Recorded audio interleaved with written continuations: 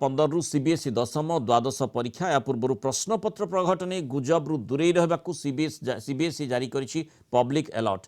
गुजबकारी विरोध में कड़ा कार्यानुष्ठान पर चेतावनी दि जाइछि। सुरुखुरे परीक्षा परिचालना पर सीबीएसई पक्षर व्यापक बंदोबस्त करा जाइछि। तेबे परीक्षा बेले किछि खल व्यक्ति प्रश्नपत्र वायरल नहीं विभिन्न सोशल मीडिया रे गुजब करिथांती।